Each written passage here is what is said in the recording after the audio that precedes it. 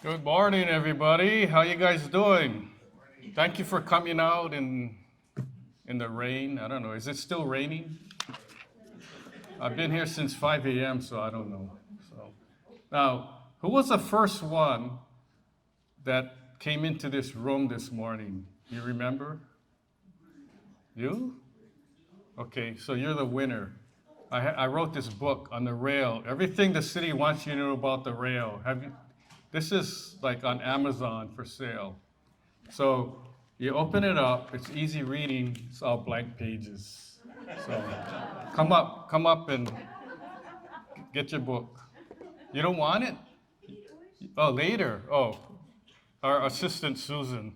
By the way, this is Susan Tolentino. If you need lays made out of ribbon or dog sitting, call her. In the back, I have Martin Pea. He's my business partner. Now, if you have any questions, you can raise your hand and Martin will bring the microphone to you, or there's a microphone in the middle aisle that you can use. Now, we're videotaping this because I'm going to release it on YouTube and charge admission. So, anyway, housekeeping. There's a VIP entry form. If you fill that out, give it to Susan or Martin before you leave, and there's a special drawing we're going to have for those who came and attended the seminar. Okay, so we got like 4 boxes that you can check. Gift certificate, $100, book club, newsletter, and Ask the Building Expert webinars, free subscription. You can check none of them, 1, 2, 3, 4, all of them, or whatever. Also, let me explain your handout here. So I decided I'm not going to do a PowerPoint, although I do have a PowerPoint. Okay, there's a PowerPoint of this presentation that you can download, but if you look at your handout, the first 4 pages is my commercial about my company.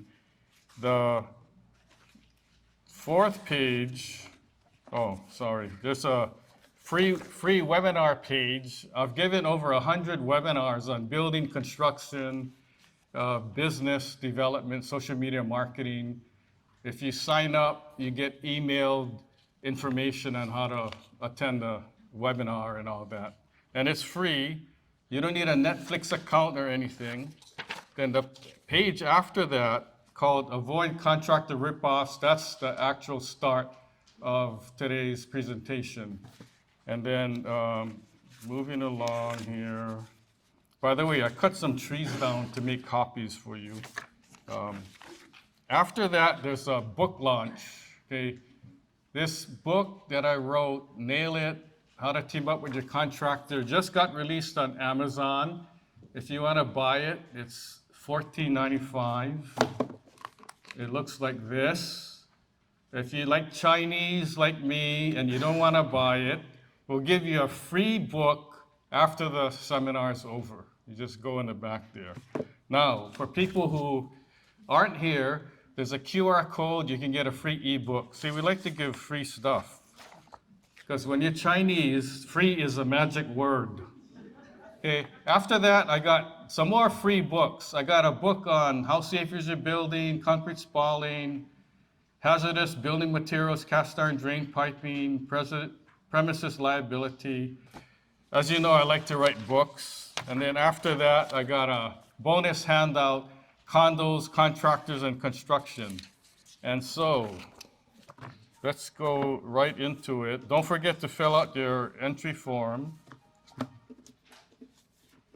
And I always like questions, so at the end, I'll leave time for a lot of questions. So in the old days, when we work with contractors, it was basically telling them what you want and then agreeing to it, shake hands, and we're done. There's none of this 50-page documentation, contracts, and all that. So things got kind of more complicated. I remember hearing stories in the old days about these contractors who built plantation houses, and they were Japanese, and You just tell them what you want, shake hands, and they build a house. And the house was in good construction. Now we're very concerned. We're building 40-story high-rise buildings in Kaka'ako, and every single one of them, I bet you, is going to have construction defects because things get so complicated. So that was in the old days, and I asked Martin in the back there, I said, Martin, can you tell me about the old days? What were the good old days? And he said, in the good old days, we had Ronald Reagan, Johnny Cash, and Bob Hope. Today, we have Joe Biden, no cash and no hope. I said, oh, okay. So if you come to my booth after, it's 116, okay? We're having another drawing. I'm giving away a trip for two to the island of my choice. And I choose Sand Island or Magic Island. Anyway, let's get down to business. Show of hands. I want to see how many contractors here in the room. Any contractors? Because I want to know how many people I'm going to talk bad about. Okay? No, I'm only joking. All right, so how many realtors do we have? Property managers, homeowners, building owners, attorneys, architects, engineers, real estate developers? Anybody I didn't mention? Anybody lost?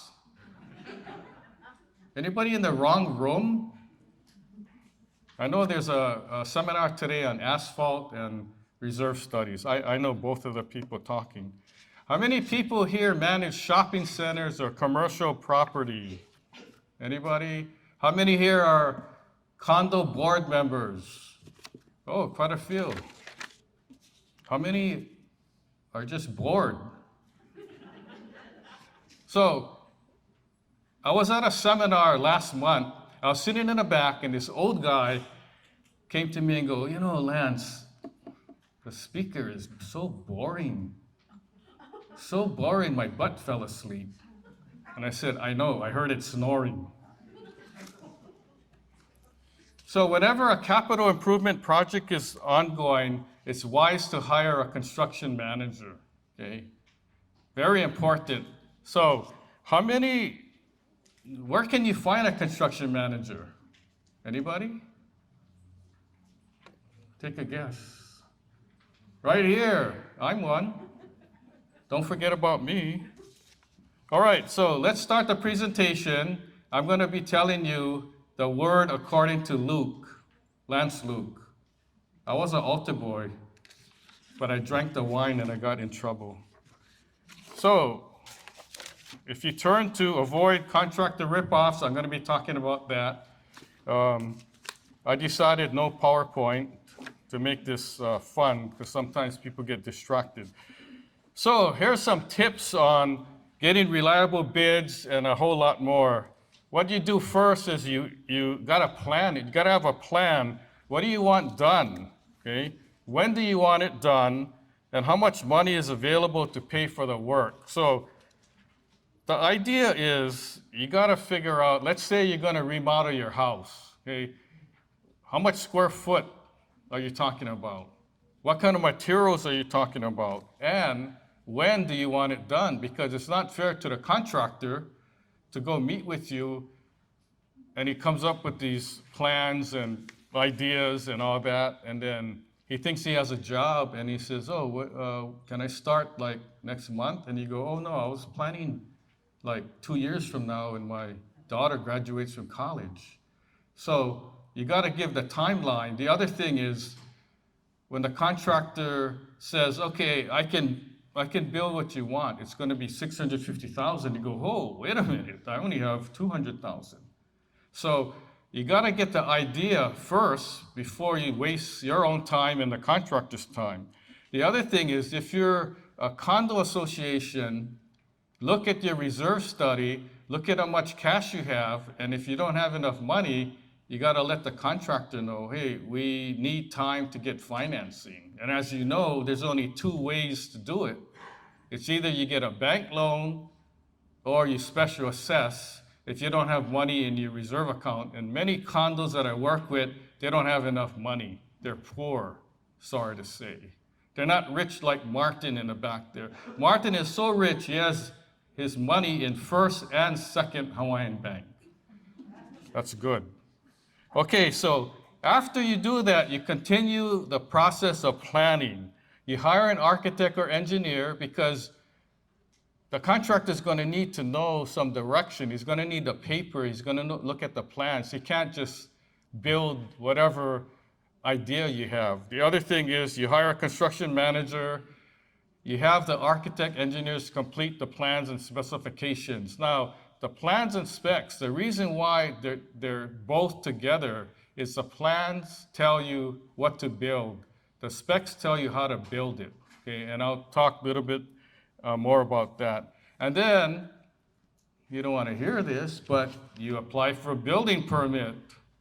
Oh, the dreaded DPP. How long is permits taking? Oh, the last time I checked, it was between 9 months to 2 years. I still have projects that I applied that's sitting in DPP like a year now. I haven't gotten the permit yet. And I've actually done spalling repair work on an apartment building. The day that we started the work, we applied for the permit. We finished the work. We still didn't get the permit. I called the building inspector from DPP. I said, oh, can you come out and check? So I meet him out there. He looks at the building and he goes, oh, I don't see no spalling. And I said, yeah, we finished it already. Just sign off on the permit and be done with it. Here's another important point, selecting your contractor. You're going to obtain multiple bids. Don't just obtain one bid. The only way you're going to take one bid is if nobody else can do the job. It's so specialized, then it's called a negotiated bid. You negotiate with that company. Otherwise, it's competitive bidding. You get 2 or 3 bids or 5 bids. I would caution you not to hire or not to call 8 contractors out to go bid on some improvement because they're going to get upset. They're going to look around and go, geez, I'm just wasting my time here. So, be cognizant of that. Also, check the contractor's references. Okay?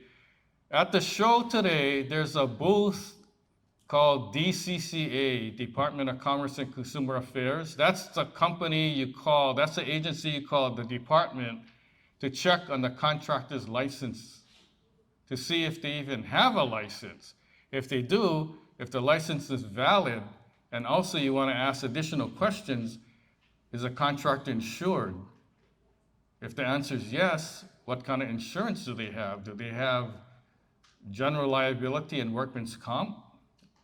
They better have auto insurance. Okay? So you complete the DCCA and the RICO investigation. RICO is a Regulated Industries Complaints Office. You want to call that office and see if there's any complaints filed against the contractor, and if so, what type. Okay? You check the contractor's references. You verify the licensing. Now, you don't just call and say, is the contractor licensed? And they say yes, and then you hang up. Additional information is needed because you want to know what kind of license and what type. There's 3 types, A, B, and C. And there's a reason for that, right? A is engineering, B is general construction, and C is specialty. Under the B license, general contracting, it covers certain C licenses like carpentry, drywall, and so forth. Okay, so you got to ask more questions.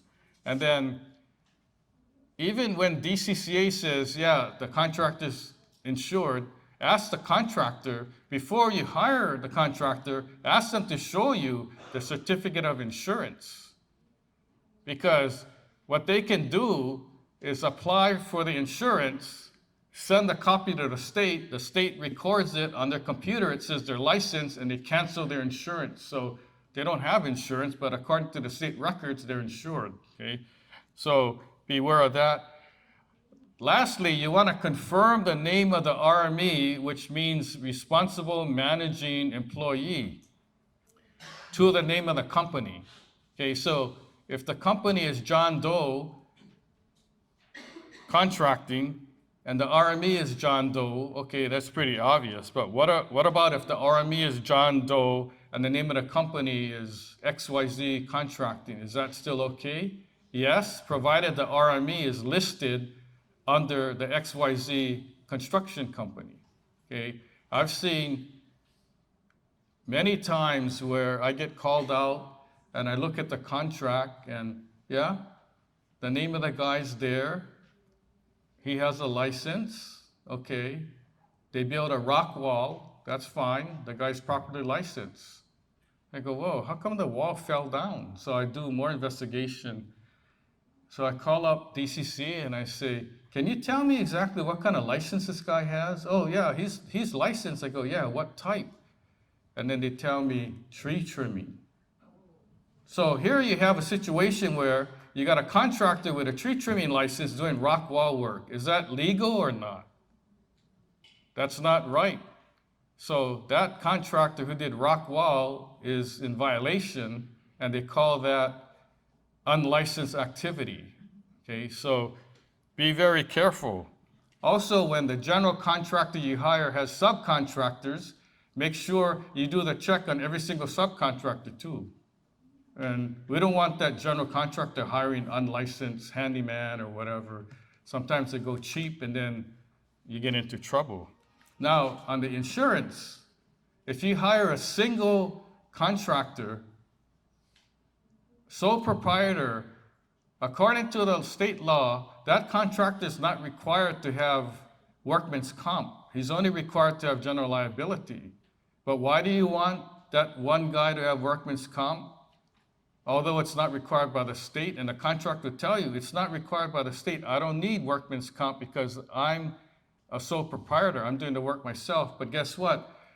That worker goes into the hotel, does work, goes into a condo building, falls, gets injured. What happens? He doesn't have workman's comp to cover him. Now you as the owner become his insurance carrier.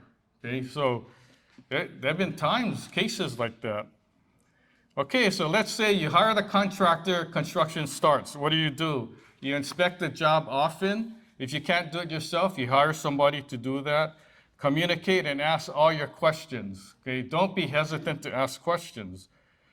You request a written progress report every month with photos. You want to know what's going on. Act like, although you always inspect, act like you're not there and ask the contractor to do it for backup. Because believe it or not, I serve as a court-appointed expert witness on construction defect litigation cases, and I use the contractor's reports with the photos, and sometimes I don't have the photo myself, and I look and go, hey, look, this photo shows this. This is wrong to begin with. Okay? That's the reason why you want photos too. Also, limit change orders.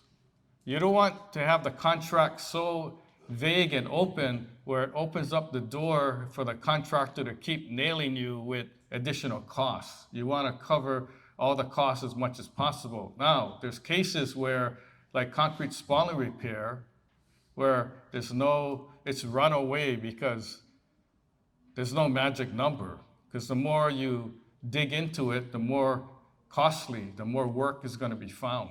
Okay? That happens on wood repair too. So you want to get a base bid, and then you want to get unit costs to cover. So even if there's change orders, you want to know the quantity, and it's quantifiable to the dollar, right? To the square foot, square inch, linear foot, whatever the situation is.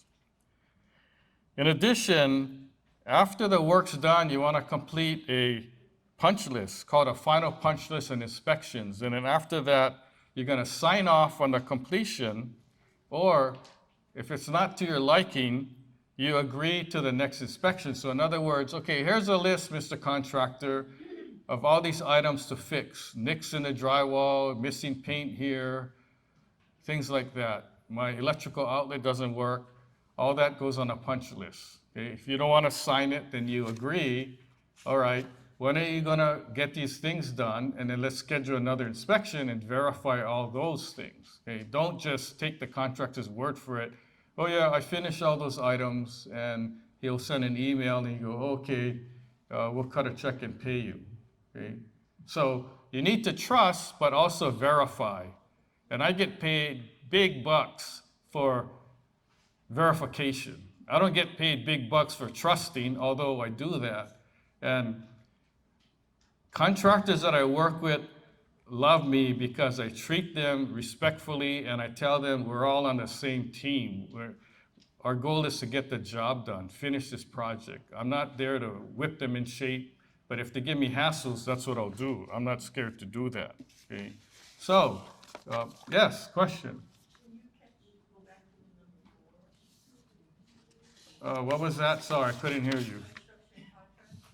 Oh, you had a question about construction contract?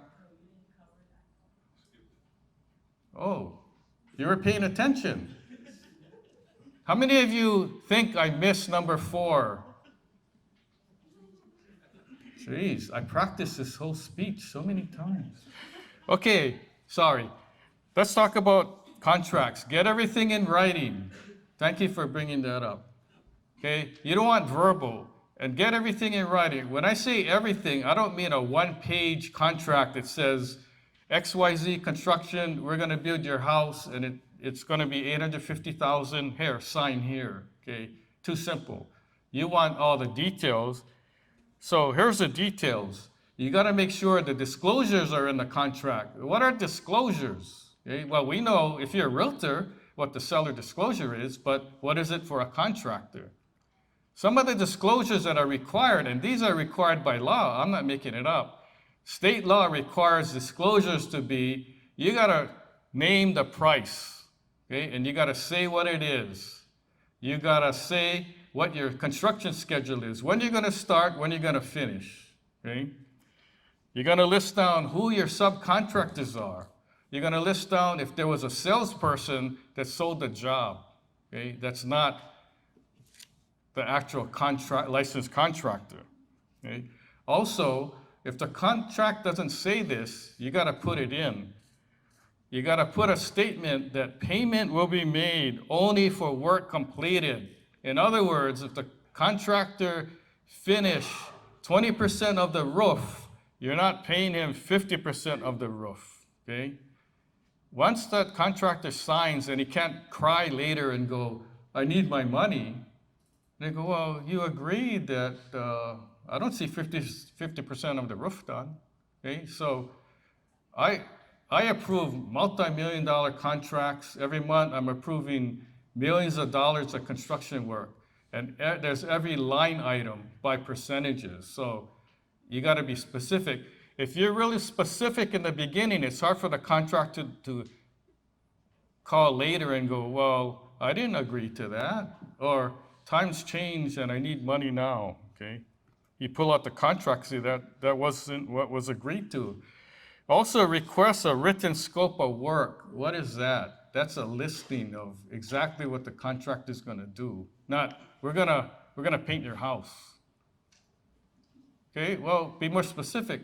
What exactly are you gonna paint? What walls? Are you gonna paint the floor, ceiling, walls, doors, windows? Are you gonna paint those, and in what room? Okay? And what kind of paint are you going to use?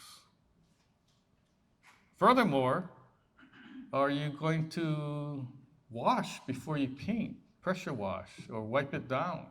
Are you going to use primer? How many coats of paint? Is it going to be 1 or 2 finished coats? And what happens after that?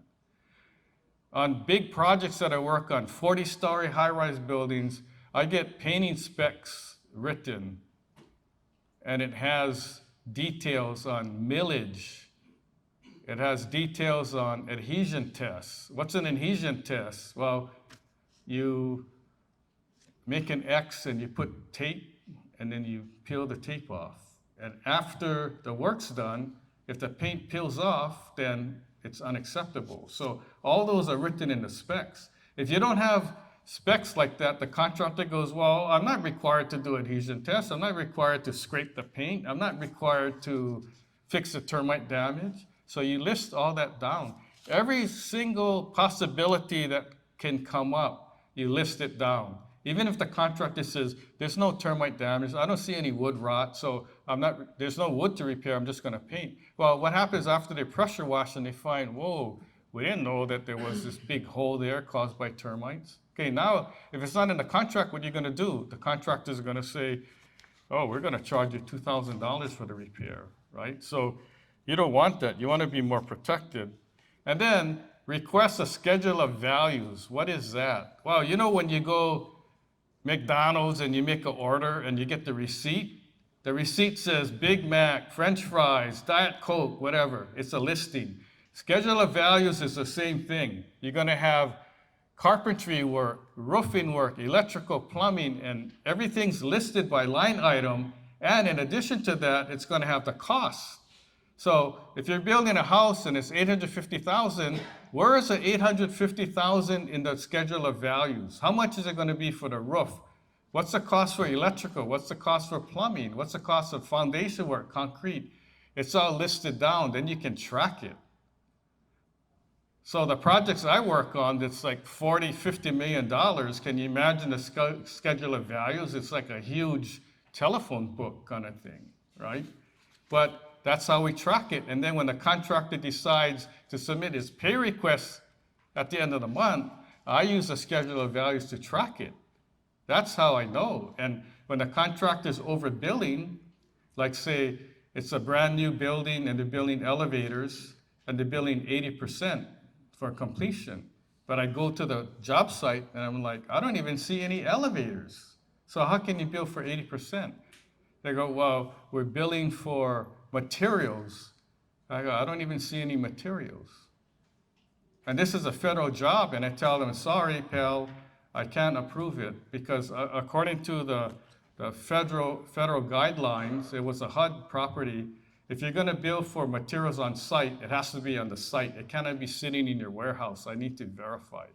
Okay, so be very strict. Now, if it's a big project, like a condo project, I would say and recommend that you have the association attorney, legal counsel review the contract. If it's for $800,000, $2 million or whatever, you don't, as a board member, don't want to sign it because you want to be protected. So have your attorney review it. It's safer that way. Then if there's problems later on, you contact the same attorney and say, well, can you help with this? You're the one that drafted the contract or reviewed it. I need help. There may be a conflict here. And sometimes a conflict can be resolved by alternative dispute resolution, such as mediation or arbitration. If that can't be done, nothing gets settled, then it goes to litigation. There's very few construction projects that end up in litigation, usually get settled. Okay, so I'm gonna take a short break and tell you about this health kick that I'm on. Okay. I decided to go on a diet, okay? New Year's resolution. So I started 1st of January. 3-month diet, so far I lost 2 months. And then my wife and I went to Portugal in November, and just a heads up, in Portugal, I inspected some buildings and they have spalling too. So it's not only in Hawaii or in the US, it's all over the world. And I stayed at fancy hotels that had spalling, and it was kind of embarrassing. 5-star hotel, I'm walking around and there's spalling, and I'm like, whoa, this is not good. So anyway, we flew to Portugal, we flew back to Hawaii, we stopped in New York, and then we flew to Hawaii. When we got back home, well, we got to the airport in Honolulu, our luggage wasn't there.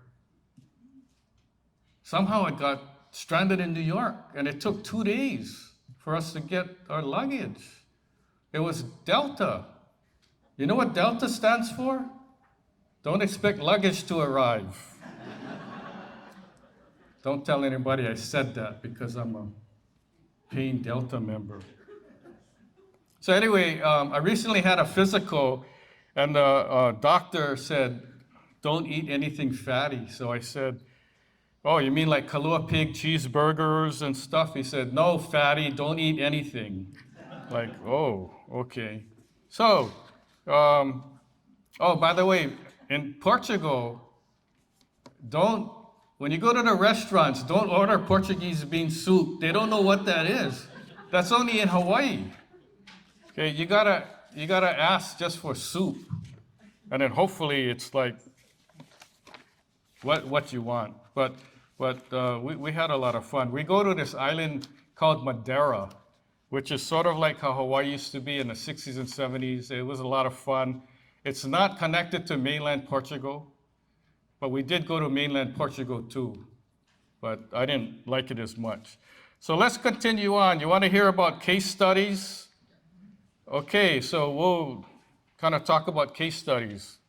Concrete spalling, you get a base bid, and then you get unit costs, okay, for each spalling type. Well, what's a spalling type? You got horizontal overhead, which is your walkways, your ceiling areas. Vertical, which is your walls, and you have leading edge railing. Leading edge is the edge of your lanais and all that. Require photos before and after, drawings, measurements. So when the contractor submits his pay request, you have all that backup information. Okay. So I'm going to give you. You guys heard about that hotel in Waikiki where the balcony collapsed? Yeah, that was pretty scary. Well, I was interviewed on the news because an hour after that, I was at the site doing my inspection. I had to crawl over tourists and all that. And it was weird because the tourists were mad that they had to move. I'm thinking, hey, lady, you could have got killed, just be happy. So I'm going to give you some concrete advice about spalling, okay? Some case studies. Spaller repair, resident manager was in charge of running a $4 million spalling job. A high-rise building, there was faulty work done. And then I got called because they were having problems with the contractor. And I'm like, this doesn't make any sense. So I told the manager, well, who approved the work? And the manager said, I did. And I said, oh, are you certified? Construction manager, engineer? Oh, no, the board wanted to save money, so they just had me do it. So I'm like, this is not good. So at a board meeting, I was in front of the board and I said, you guys, how can you depend on the resident manager? That's not his job. And you expect him to approve $2, $3, $4 million worth of spalling job? No wonder it's all screwed up. And they're looking at me going, whoa, what's the problem here? And I said, the problem is you need to hire an engineer or construction manager, somebody that knows what they're doing. That manager cannot go on the rig, ride the rig up to the 38th floor and look at spalling repair. I can. I'm certified. I have 10 OSHA certifications. Does a manager have any? Not only that, ask your insurance company. Is an employee from the condo association allowed to go on a rig 40 stories high with no OSHA training or anything? I mean, that's very risky. So just keep that in mind. Also, further, when I investigated, they didn't chip around the rebar. They chipped only in the front, not behind it. So they're gonna patch it, and guess what? Behind the rebar, where you can't see it, is all corroded. So 2 years from now, you're gonna have spalling in the same area where it was repaired. They wasted their $4 million, right? It was crazy. So another spalling story is the building was all finished. The spalling repair was done, and I got a call from a unit owner saying, can you check a crack in my unit? I go, okay, fine. But I thought they finished all the spal repair. They said they did. So I go into her unit, and the spal started from outside on the lanai, and it went into her living room. But the contractor never bothered to inspect inside her unit. So I go, okay, what happened? She went to a board meeting, and the board said, oh, you know what? The crack's inside your unit. You're responsible as a unit owner. So she told me that. I said, that's not true. This is a common area crack. So don't listen to what the board's saying. The board's wrong, right? I can say the board's wrong because I'm on 3 condo boards myself, and I sat in the same seat, and I don't tell, we don't give bad advice. Even if they don't listen to me, I just say, okay, fine. Okay, so in conjunction with spalling repair, what happens after you patch the concrete? You have to paint, right? So painting is very important. Like I mentioned before, you obtain the specifications, you have somebody inspect. Painting is not like you put paint on the wall, it dries, and it's very easy. That's not the case. Even like waterproofing. Waterproofing, you don't use like regular deck paint to paint your walkways or your parking deck. That's special waterproofing. So you gotta be aware of waterproofing. When you hire a painter, make sure that the painter doesn't paint over termite damage or wood repair and not fix the wood. Okay, you gotta allow allowances for that. A lot of townhouse buildings, they have wood rot because they have this old masonite siding that rots when it gets wet. They gotta remove all that. You can't patch it and paint over it. Okay, so that becomes more costly. And then primer. Have you heard of the new paint where it's self-priming? You don't need to. But then I asked, like, what is self-priming paint? Does the paint jump out of the can and like stick on the wall? Never heard of that before. But on the jobs that I work on, even if it's self-priming paint, I still require them to prime. Okay? Because that's just another layer of protection. Imagine driving around a fancy car and you have a scratch and you don't fix it. Because of the high acid and salt in the air, you're gonna have a rust line soon. Okay, that's gonna happen for concrete spalling, wood repair if you don't paint it. So painting, waterproofing is very important. Next, cast iron pipe replacement. You know, years ago, we thought that the cast iron piping was gonna last 80 to 100 years. That doesn't happen. On condos and high-rise buildings, office buildings that I inspect, guess what? We find that after 35 to 40 years, that pipe is no good anymore. Isn't that a shocker? That's why reserve studies that were done in the past never had a line item for cast iron piping. That's why these condos are all underfunded because the reserve studies never took that into consideration. The other thing is electrical too. So cast iron piping, it's called DWV, drain waste vent piping. So you gotta make sure, where does the pipe go? It goes all the way through the roof. That's your vent pipe. Your drain pipe, okay, is your storm drain. So from the roof, let's take a high-rise building. From the top roof of the building, that's where the water goes all the way through down outside the building, okay, inside the walls of your building. There's underground piping.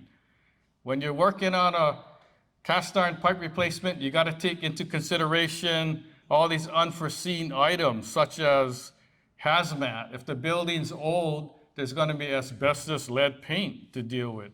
You got a drywall. What if there's mold, painting, tile, additional plumbing, electrical? I just finished a job in McCully. We had several walls we opened up to replace the piping, and the unit owner hired their own electrician and plumber, and the piping was not too cold, electrical was not too cold. So we had to force the unit owner to do the fix, otherwise we couldn't close the wall up, okay? Also, the pipes that are hidden, let's say it terminates in your parking area of your building and it goes underground. Underground piping, from that termination point to where it connects to the city, you can't see it. Are they gonna replace it? No. They're not gonna dig up, demo all your parking deck and all that. So what do? You gotta do a video camera. And you gotta scope the lines to see if it's in good shape, fine.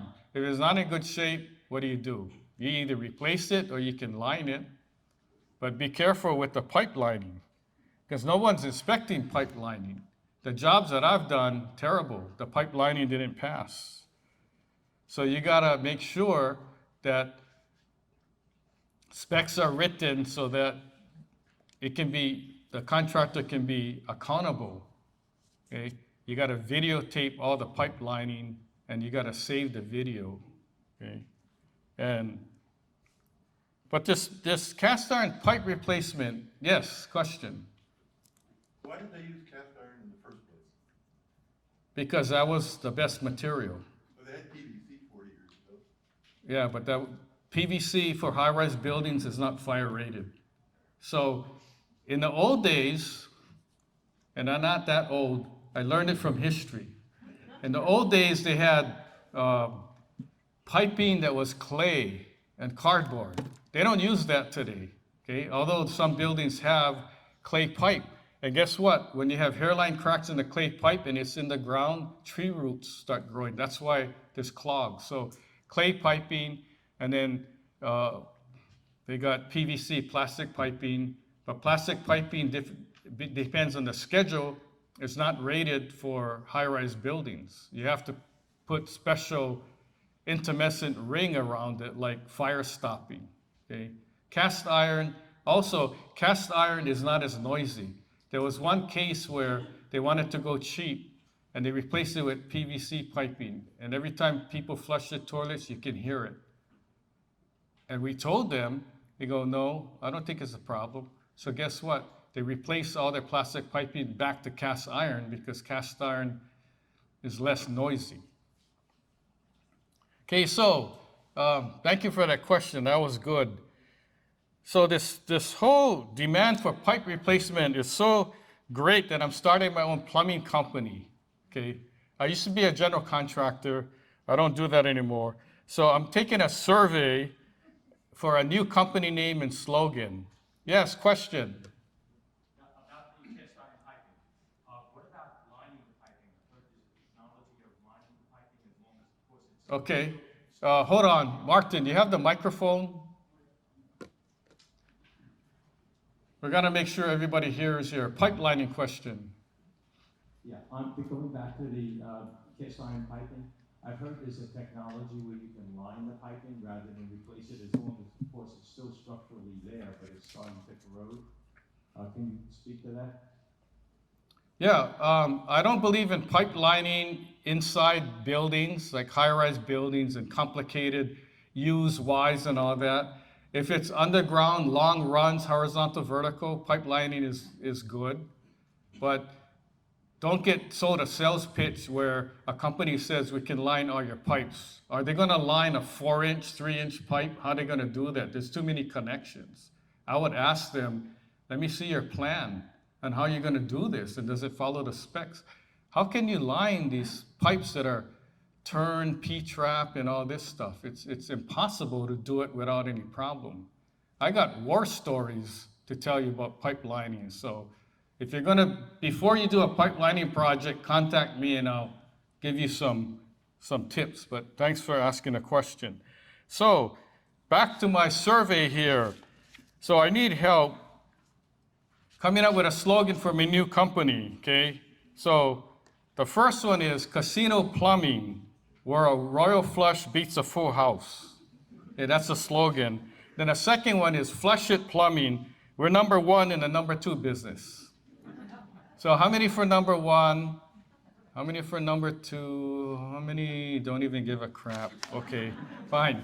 Okay, moving along. Asphalt resurfacing. How many times you go to a shopping center, there's all potholes and all that, and after that, they fixed it, like Enchanted Lake Shopping Center, they had all these potholes, and I was getting all these emails from people, can you go and check? And like, I don't work for the city, or anyway, and then they did it, and I was happy. Then after heavy rain, you see all these bird baths, these ponding, because they didn't grade it properly, okay? So make sure asphalt, you specify the grades. It has a slope to drain.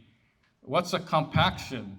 What are they gonna do? Are they gonna like only seal coat it, or are they gonna remove everything to base course, or bring in new base course? You want it compacted. You want somebody to verify the compaction, right?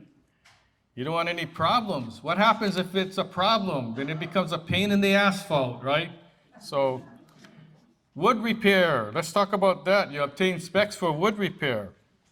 You get a base bid and you get unit costs, right? Your base bid is going to be X amount. But if you don't get unit costs, the contractor can tell you, oh, it's an additional 200,000 of extra work we did. Well, is it verifiable? So you want unit costs by siding, by trim, by whatever they're going to do. X amount per board foot or whatever. You want all that quantified. Similar to spalling repair, you want photos. You want evidence of repair that was done. There was one building that had major structural damage. It was so bad that the termites were wearing hard hats. That's how bad it was. Scary. Okay, let's talk about railing.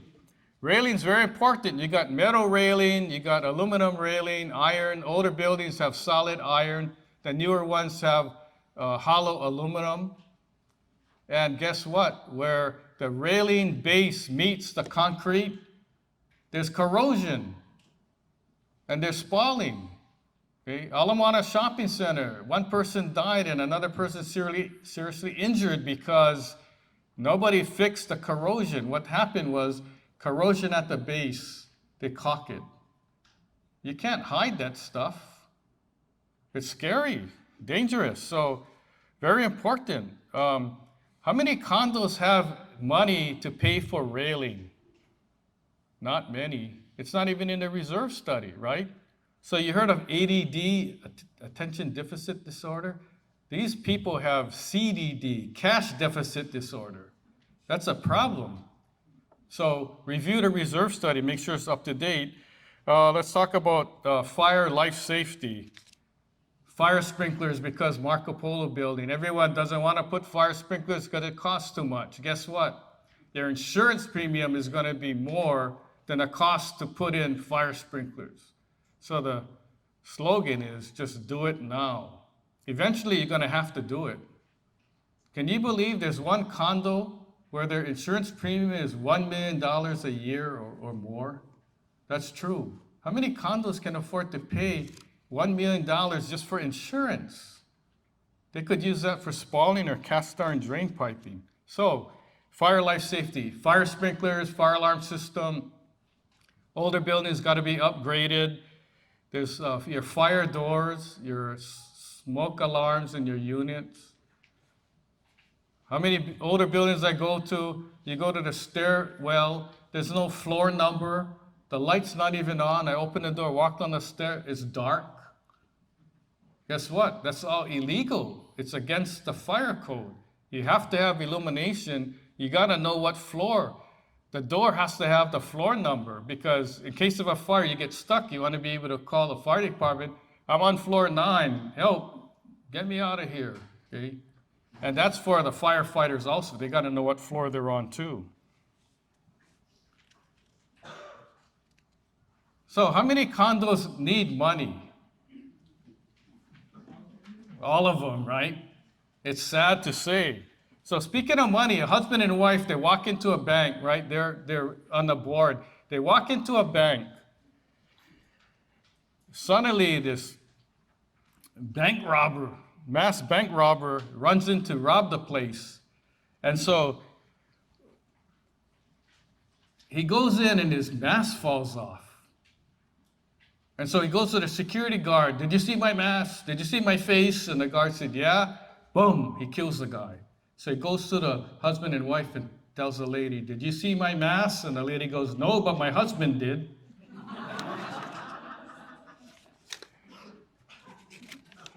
Okay, so let's go to additional resources. I'm just breezing through here because we're having fun. So, additional resources, owner-builder law. Oh, question. Sorry, did we cover roofing? Roofing, you mean I missed that too? Shame on me. You guys shouldn't pay me for this. By the way, it's free, right? Okay, I was so excited I skipped roofing. Let me see. Roofing here. Let me go to my handy dandy notes.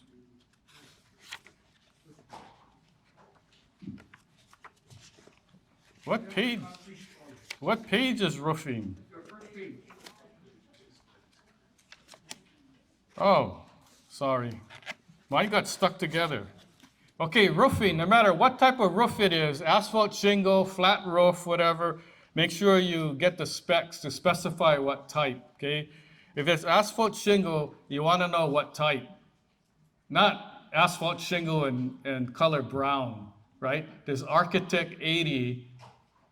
Believe it or not, Architect 80, there's good, better, best Architect 80. So if the contractor says, we're going to put Architect 80, that's the best type of roof. Well, what kind of Architect 80?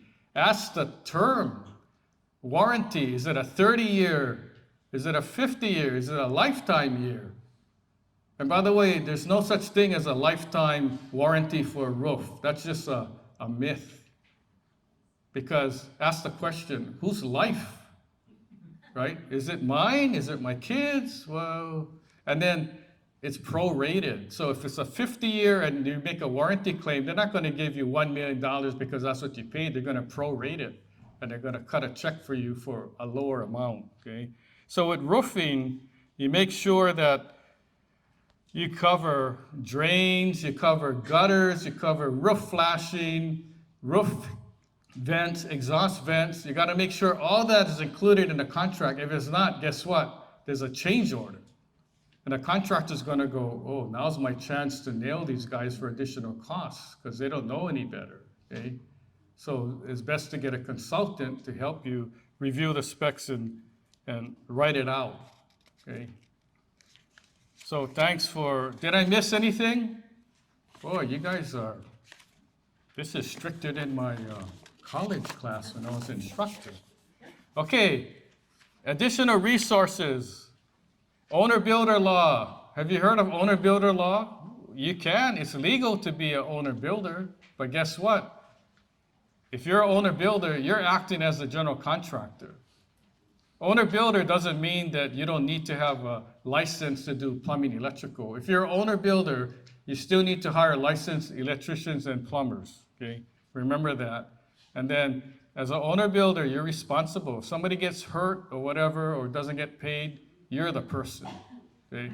Very risky. And you need to have a special permit. You can't just say you're the owner-builder. You have to go apply with the state and get a certificate that says you're an owner-builder for this tax scheme. Handyman law. You know what that means? That means a lot of people can't be doing construction work unless they have a license. There's like 68 specialty licenses.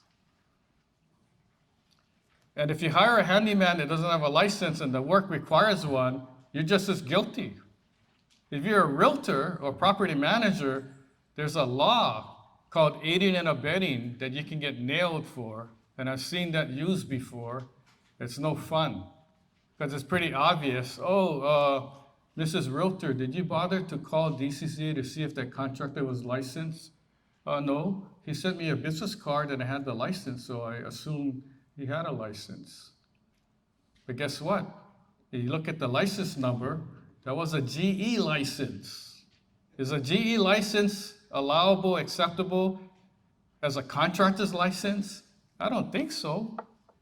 So be careful. And then there's a Contractor Repair Act. What is that? That means that if you don't like the work done by the contractor, you can't just sue him. You have to give him notice. Mr. Contractor, I noticed that there's things that need to be done. Can you fix it? And he'll either respond, I agree with it, and I'll fix it, or he can respond and say, no, you're full of it, I'm not going to come back. Okay? You have to do these things before you sue. The law is clear. You can't just sue the guy. So the law was written by contractors, right?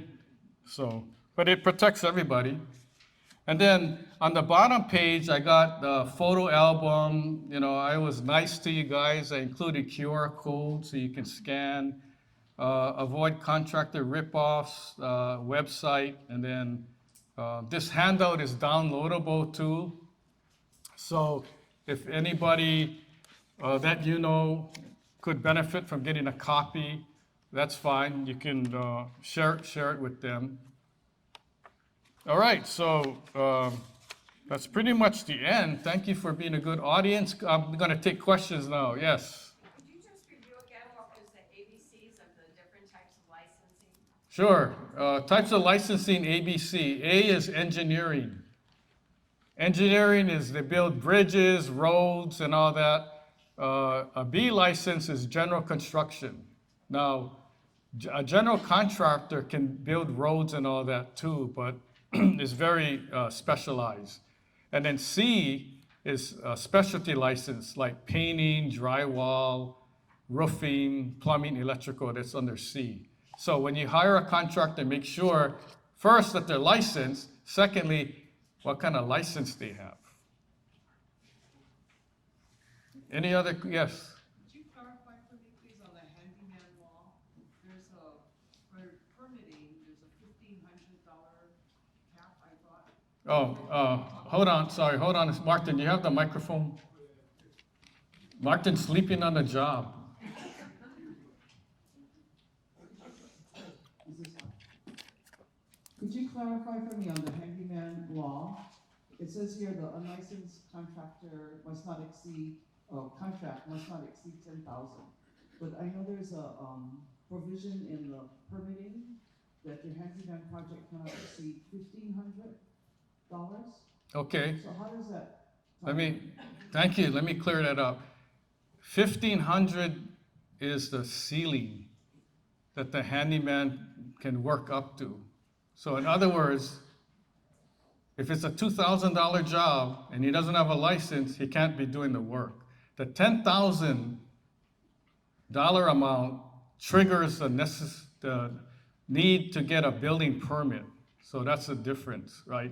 So if you're working on a project and it costs $12,000, you need a building permit because it's over the 10,000, right? It gets kind of confusing because people think, well, you know, I'm doing only painting. You don't need a permit for painting. You don't need a permit for carpentry, replacing your cabinets. You don't need a permit for flooring. But if you combine all those together, because you're doing a renovation project and it costs $120,000, yes, you need a permit. Furthermore, if you're in a condo, you not only need a permit, you need the board approval or some architectural design review committee approval. Just because you got the building permit from DPP doesn't allow you to just go and repair your condo and your association doesn't know what's going on. Yes? So what's the amount that you need for a renovation within a condo for to get this, the permit? So renovation for a condo permit, if it's more than $10,000, that triggers the requirement to get a building permit. Now, many condos don't follow that, but that's what the law is. I'm just telling you what the law is, right? If the condo board chooses not to follow that, then that's up to them, right? Yes? So, on the tips on getting reliable bids, you mentioned to hire a construction manager, which is yourself. So what part of these tasks would you be handling and what would we have to handle? And how is your fee structure usually? Is it base, a set fee, or is it a percentage of the total job? Usually, for construction manager fees, every construction management company usually charges a percentage. Some maybe do charge a set fee. So, for instance, if it's a $100,000 job, then the management fee is 10%. If it's $1 million, then it goes down to like 6%. And the scope of work would be basically the symphony conductor. So the construction manager can actually obtain bids from architect engineers and start the whole process from the beginning. So if condo boards or owners they don't know what to do, you hire that construction manager and that manager will get everything going. The manager will help write the specs or review specs. The manager will help go out to bid, put together a bid analysis, present it to the owner or a condo board saying, here's all the contractor bids, we analyzed it. Number 1 and 2 would be the best value contractor. That's who we recommend. And most times on projects that I work on, the board takes my recommendation. If they don't and they want the cheapest one, then I just tell them, you're gonna have problems. I gotta babysit and I'm gonna have to charge you more. So, yeah, good question. Thank you. Yes, So would that include project management as well? So after the construction starts, you're reviewing not only what the contractor does, but if there's any disputes between the contractor and the resident, you're helping resolve those? yeah, so, the construction manager will be inspecting the project as it's under construction and approving the contractor's pay. Okay? If there's any disputes, the construction manager gets involved in those disputes also, except in condos. If it's something that pertains to a unit owner and the management company, then the construction manager can advise, but we're not responsible. Like for instance, I just got an email today about the unit owner. They had to cut the ceiling, and then the plumber repaired it, but the unit owner's not happy. I already approved it already, but the paint didn't match because you have acoustic ceiling, and after 40 years, the thing's yellow, and you cut a section out, and you replace it new, it's gonna be white. So you're gonna have white and you're gonna have yellow. There's no way it's gonna match. So I just said, it's not gonna match. That's just how it is. But the unit owner wants everything painted. So I don't know how that's gonna be resolved, but I'm turning it over to the management company. I said, you talk to the board. It's between you, the management company, the board, and the unit owner. It doesn't involve the contractor anymore. Yeah. Yes, back there.